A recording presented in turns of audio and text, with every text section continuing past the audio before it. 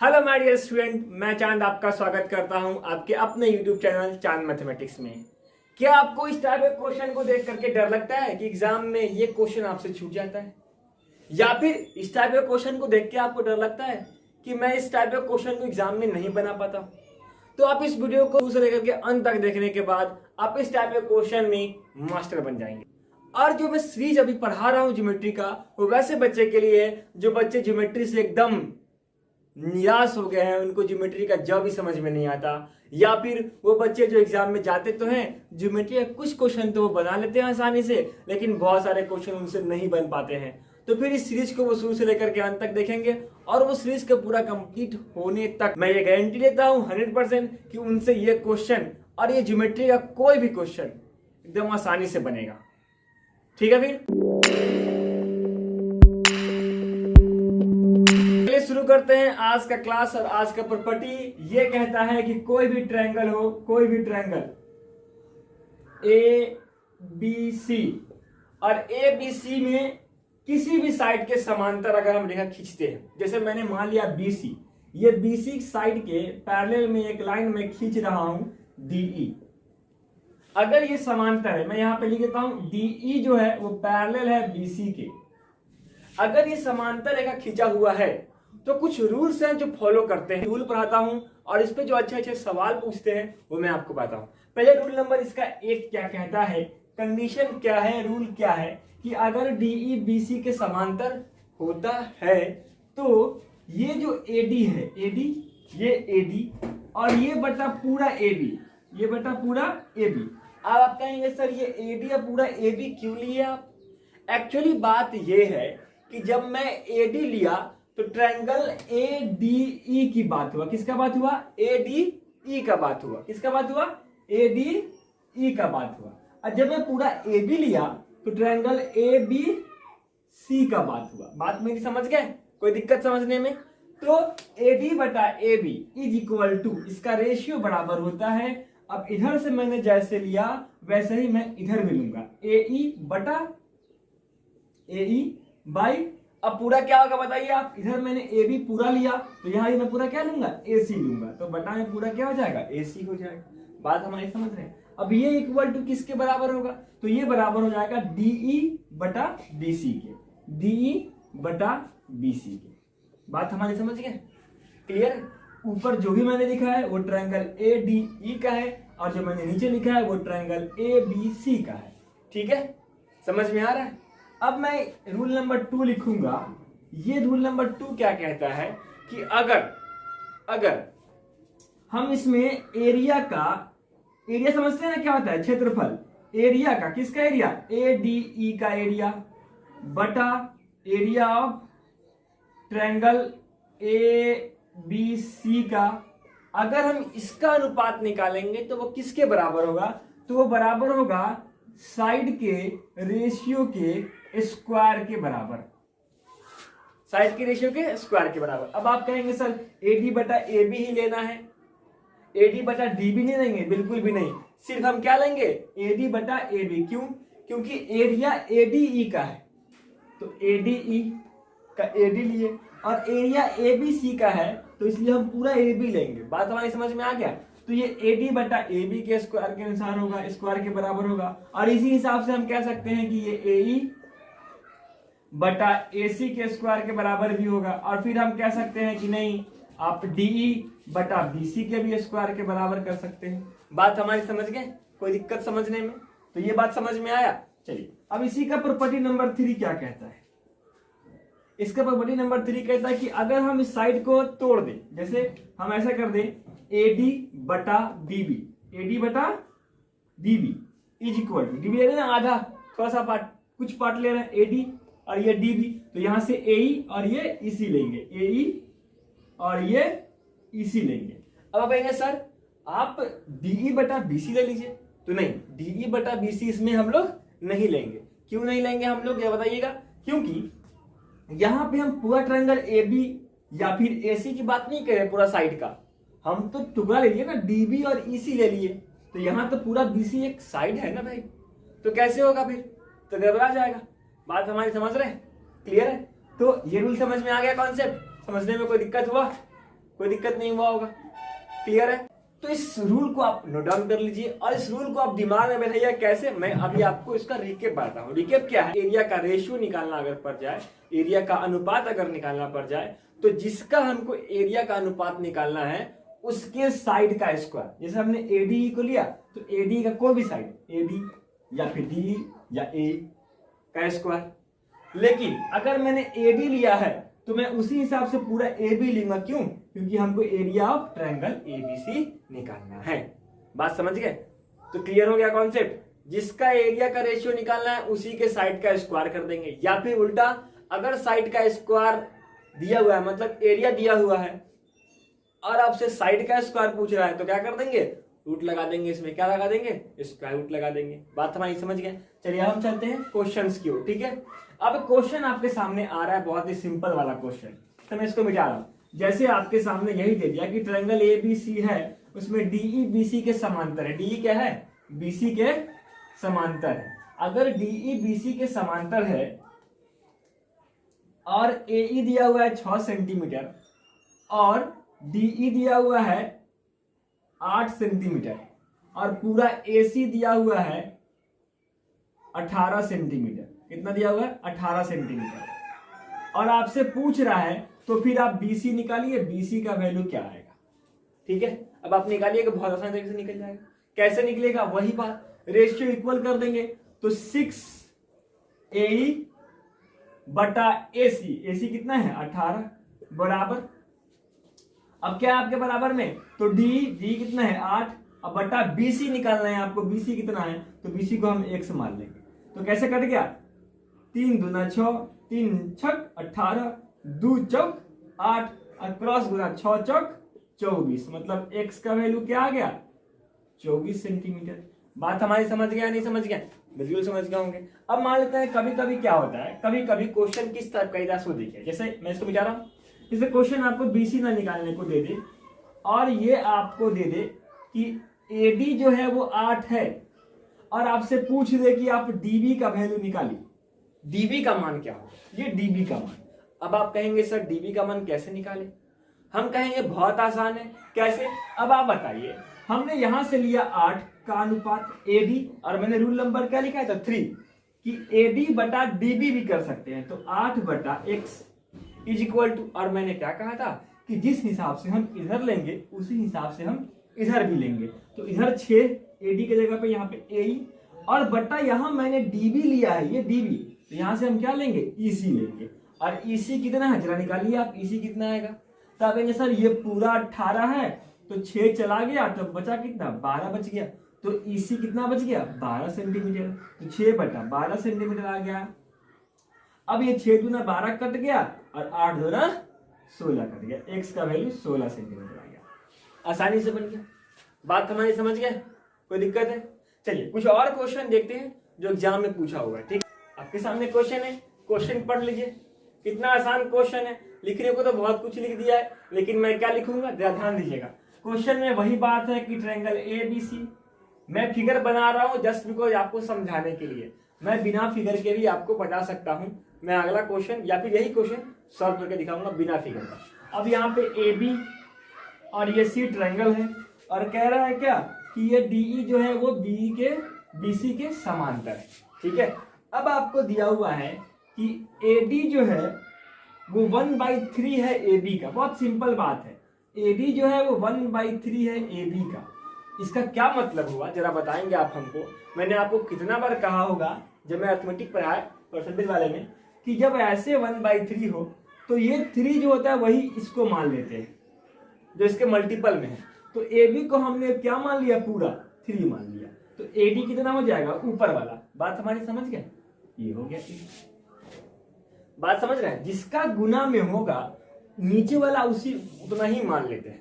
तो हमने 3 मान लिया इसको और AD कितना मान लिया जो ऊपर वाला है, ठीक है। फिर समझ में आ रहा है। उसी हिसाब से अगला कह रहा है AE जो है वो 1/3 AC है, तो 1/3 AC का मतलब AC को हम 3 मान लेंगे, 1/3 AC को 3, जैसे यहाँ पे मैंने किया 1/3 AC, तो AC को 3 और AE कितना 1 हो जाएगा। बात समझ गए, कोई दिक्कत है समझने में? चलिए अब क्वेश्चन में क्या कह रहा है आपको, क्वेश्चन में BC का वैल्यू 15 दिया हुआ है, और आपसे पूछ रहा है कि आप डीई का लंबाई निकालिए। अब आप मुझे बताइए कि डीई बटा बीसी, ये मैंने रूल नंबर 1 पढ़ाया, डीई बटा बीसी क्या होता है? एडी बटा एबी कर लो, इसके ही बराबर होगा, या एई बटा एसी कर लो, इसके ही बराबर होगा। तो हम किसी भी एक के बराबर कर सकते हैं क्योंकि दोनों तो बराबर ही है। तो 1/3 हो गया। अब कहेंगे सर डीई का मान कितना है, तो हमको पता नहीं, और बीसी का मान कितना है 15, तो 3 5 15, तो x का वैल्यू कितना आ गया 5 सेंटीमीटर। आ गया ना आंसर हमारा? बात समझ में आया या नहीं आया? बिल्कुल आ गया होगा। तो अगला क्वेश्चन देखें। तो आपके सामने क्वेश्चन है, इस क्वेश्चन को हम बनाते हैं कैसे? ए बी सी ट्रायंगल है, ए बी सी, देखिएगा बिना ताम झाम किए, ए बी सी ट्रायंगल है और डीई जो है वो बीसी के समांतर है, और बीडी का वैल्यू 3 है और एबी का वैल्यू 7 है, और आपको डीई का वैल्यू कितना दिया हुआ है, सॉरी आपसे बीसी अब बट्टा डीई पूछ रहा है। मतलब उल्टा कर दिया हमने, क्या रूल पढ़ा? डीई बटा बीसी, और ये पूछ क्या रहा है? बीसी बटा डीई। उल्टा कर देंगे रूल को। अब बताइए आप डीई बटा बीसी कब इक्वल करते हैं? रूल नंबर 1 में क्या कहता है कि एडी बटा एबी, एडी बटा AB is equal to DE बटा बीसी। यही ना रूल कहता है, और ये मैं रूल लिखता हूं ताकि आपके दिमाग में धीरे धीरे रूल क्या करे, अट जाए।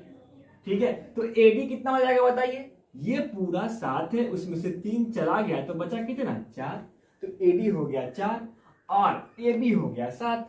आपसे क्वेश्चन में उल्टा पूछा है, मतलब बीसी ऊपर डीई नीचे, तो आप इसको भी उल्टा कर दीजिए। क्या कर दीजिए? एबी ऊपर और एडी नीचे।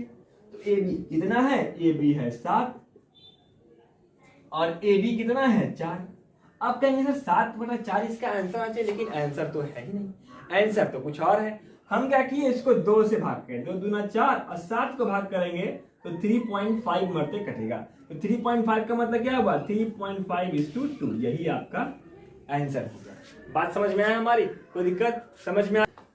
चलिए अगला क्वेश्चन आपके सामने आ रहा है। ये क्वेश्चन क्षेत्रफल पे बनाना है, इसको क्षेत्रफल का रूल मैंने बनाया ना अभी। चलिए रूल कह रहा है क्या कि क्वेश्चन कह रहा है कि ट्रायंगल ए बी सी लेते हैं, ए बी और सी।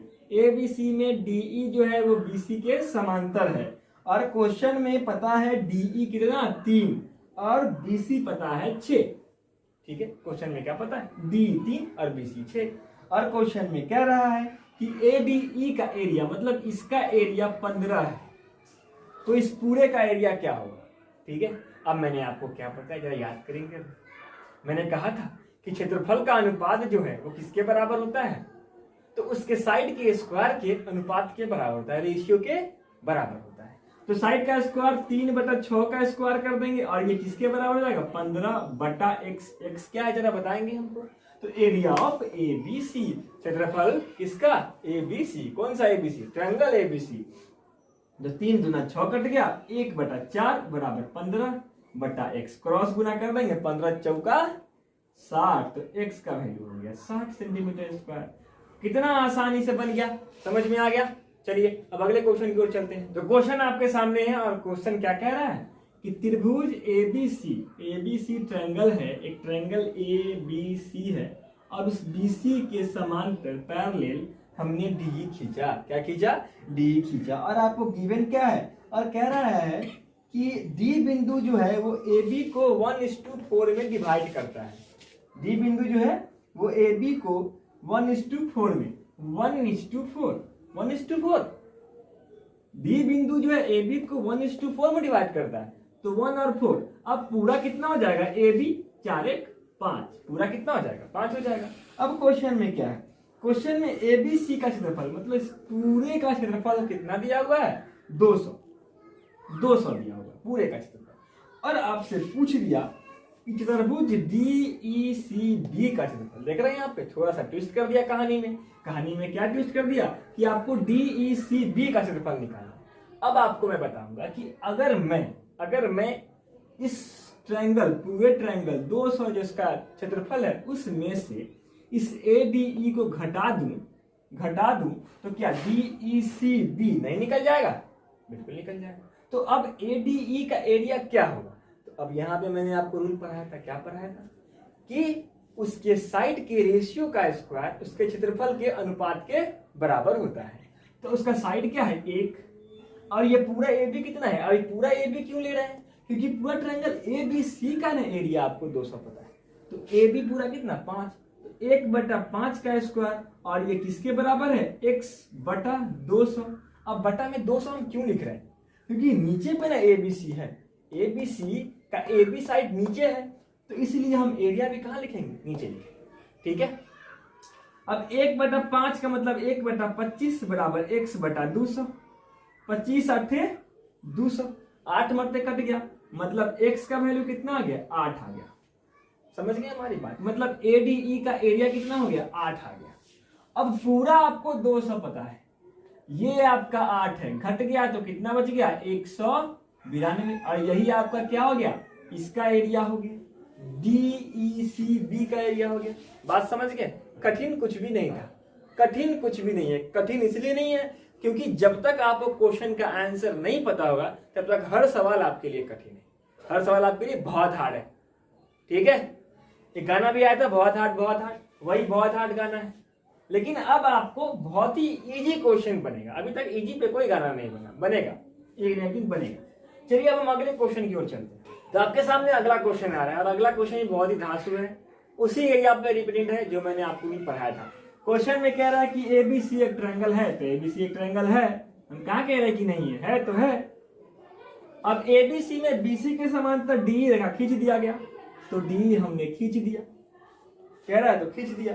अब कह रहा है कि एडी और डीबी 2:5 है, एडी और डीबी कितना है 2:5 है, 2:5 है, 2:5 है। और आपसे कह रहा है एबीसी का क्षेत्रफल, मतलब पूरा एबीसी का क्षेत्रफल, एबीसी का क्षेत्रफल कितना है 98 दिया हुआ है, कितना दिया हुआ है 98 सेंटीमीटर स्क्वायर दिया हुआ है।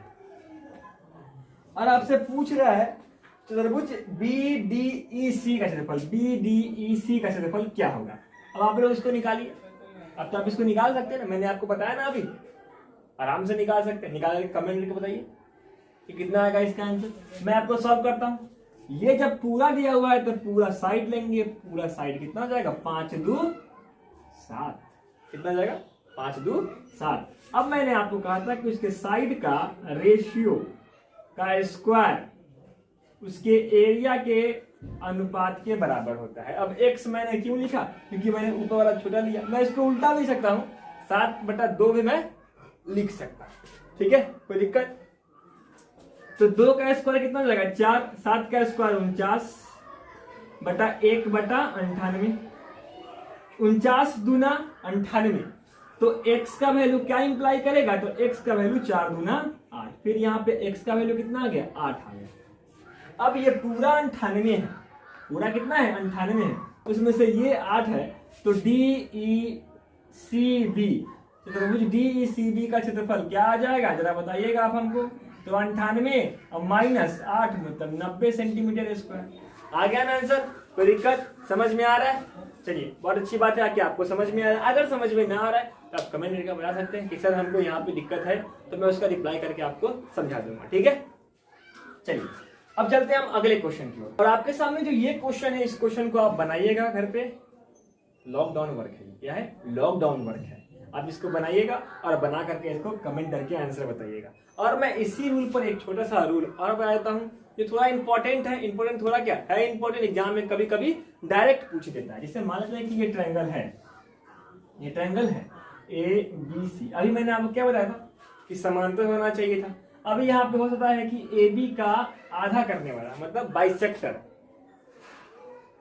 भुजाओं को 2 बराबर भागों में बांटने वाला D, और ये E, B इसको 2 बराबर भागों में बांट रही है, AD DB बराबर है, और AE EC बराबर है।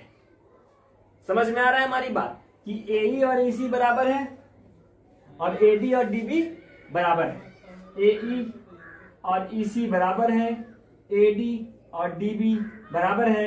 तो DE का जो वैल्यू होगा, DE का जो वैल्यू होगा वो हो जाएगा BC का आधा, इस BC का आधा। बात समझ गया कि नहीं समझ गए आप लोग? बिल्कुल समझ गए होंगे। इस पे एक क्वेश्चन देखते हैं, बहुत प्यारा सा क्वेश्चन एग्जाम में पूछा हुआ है। देख क्वेश्चन देख लिए, समझ में आया? तो क्वेश्चन बहुत ही प्यारा है, कह रहा है क्या, इसे फिगर नहीं मारना, ठीक है। कह रहा है क्वेश्चन में क्या कि एबीसी में एबी और एसी का मध्य बिंदु डी और ये, जैसे मैंने ही बताया, और एबी का वैल्यू 12 और बीसी का वैल्यू 9 है, और आपसे पूछ रहा है डीई का माप। तो मैंने अभी जस्ट बताया, क्या बताया कि डीई जो है वो क्या है, बीसी का आधा है, और बीसी कितना दिया हुआ है 9, इसका आधा कितना हो जाएगा जरा बताइएगा, 4.5। यही आपका क्या हो गया, आंसर हो गया। समझ में आ गया, कोई दिक्कत है निशांत? मैं इस वीडियो को यहीं पे समाप्त करता हूं, ठीक है। फिर मिलेंगे हम लोग नेक्स्ट वीडियो में, तब तक के लिए देखते रहिए आपका अपना यूट्यूब चैनल चांद मैथमेटिक्स। और अगर ये वीडियो आपको पसंद आया हो तो इस वीडियो को आप लाइक कर दें, और चैनल पे नए हैं तो चैनल को सब्सक्राइब करना न भूलें, बेल आइकन दबाने के बाद नोटिफिकेशन को ऑल कर लें। Thank you.